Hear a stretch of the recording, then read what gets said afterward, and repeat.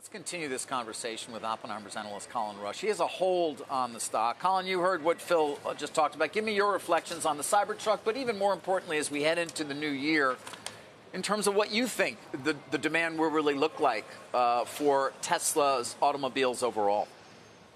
Yeah, I think Phil's take on this is generally in line with our view. So first, the company really needs to evolve the product portfolio. They've established a very strong foothold in the vehicle market, and to grow further here, we really think they need to evolve the product portfolio. So totally in agreement with that. I think there was some nice technology validation in this vehicle, from the torque and some of the powertrain elements, as well as the steering capacity with the by-wire being integrated. That's not necessarily new technology, but having it integrated really helps enable some of the autonomous applications down the line.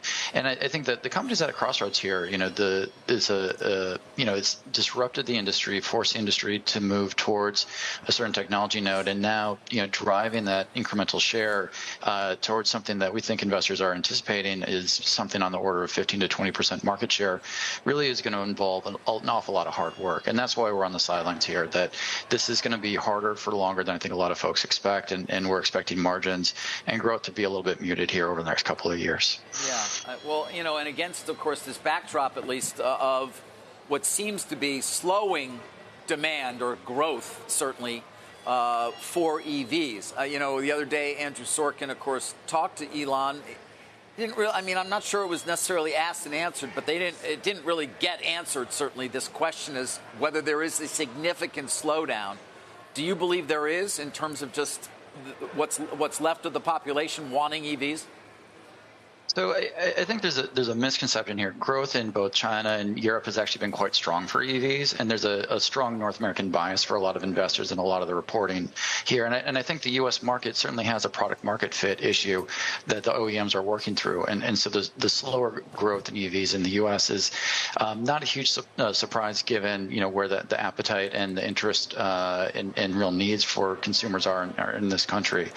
So EVs, we're not backing away from our bullish growth perspective. We just think it's coming from different geographies.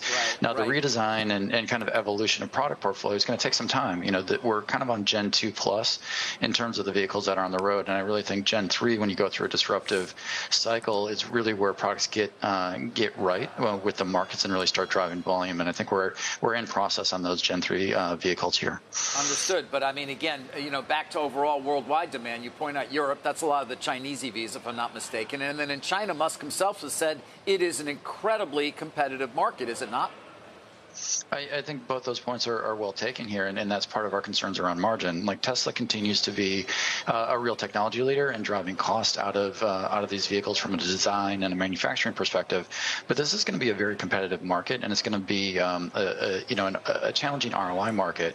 And so we have some real concerns around some of the legacy OEMs. And Tesla, we think, is a long-term winner here, but the path to long-term winning in this market is going to be painful, and we're seeing that in the financial results.